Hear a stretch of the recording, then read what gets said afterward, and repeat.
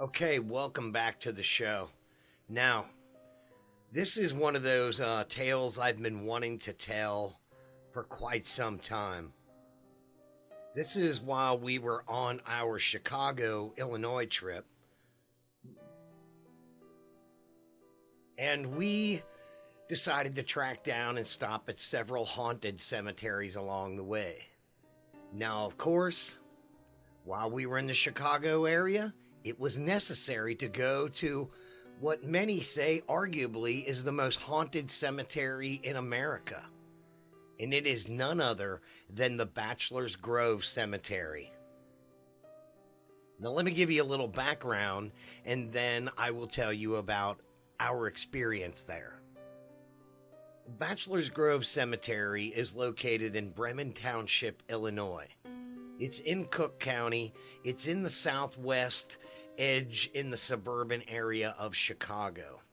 It's actually located across the street from Rubio Woods Forest Preserve. And as a matter of fact, if you're going to visit, that's probably your best place to park. Okay, that being said, the background story of this is this was land that was originally owned by four single men who joined together and decided to put the cemetery there. This happened around the early 1800s, and they then had the first burials there around 1836. Now, there are approximately 82 lots and 200 graves, but many of the graves were never actually sold and or used. Now, on to the scarier facts. Reportedly, it is the most haunted cemetery in Illinois, if not in the country, as I said. There have been various stories associated with this cemetery, and it has been the subject of many paranormal groups and has also been visited by many paranormal television shows. This is also the location of one of the famed Ladies in White, and this one is allegedly holding her child, and that is one of the most enduring legends of the place. Now, of course, there's some other common ones, like orbs and noises, and there's been various apparitions. There was also a black dog that was reported back in the 1980s. But it disappeared as you approach the cemetery. Now, speaking of disappearing things as you approach the cemetery, it's also been said that on moonlit nights you can see a house through the cemetery that disappears as you approach the gates as well. Now, in recent years, there have been people who have done excavation work in the pond that's adjacent to the cemetery, and they have found grave markers that are in there. So there's still more history to be learned. But I can also tell you, back in the day, this cemetery was legendary in the early 1900s during the gangster and mobster days for being a place where bodies were dumped, because it was in the outskirts of nowhere, yet it was close to major roads. So allegedly, there's a lot of bodies in this place. We don't know this for sure. Hopefully these excavation plans in the future might reveal some more of these.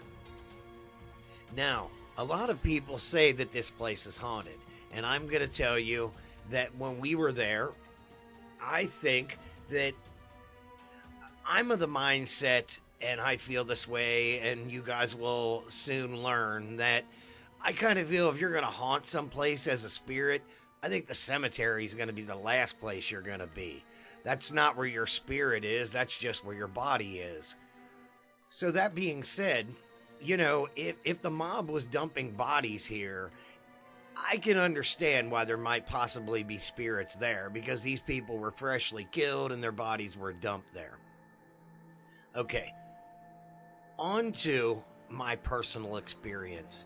So we arrive at dawn just as the sun is barely coming up. I start to walk down the area that it takes to get there, which is probably about a quarter mile from the edge of the walkway till you get to the actual cemetery itself. Now, let me tell you, it's all overgrown woods, trees, bushes. The path is very distinct, but it's very overgrown. And I really understand why, when people are going down this path at night, I can understand this place might be terrifying, because I was going down it at dawn and it was still a little eerie that you're hearing twigs snap off in the edges and what sounded like creatures scurrying around. And this is happening at night. I'm sure this could be terrifying, especially if you're under the influence of whatever your preferred choice is. So, as I'm walking down, suddenly I begin to get a chill that starts going down my spine as I'm thinking about these things. And the closer I get to the cemetery, the chillier I'm getting. And all I can think at that moment, is it the cemetery? Or is the fact that it's 30 degrees and I left my sweatshirt in the car? Well, let me tell you, I went into the cemetery.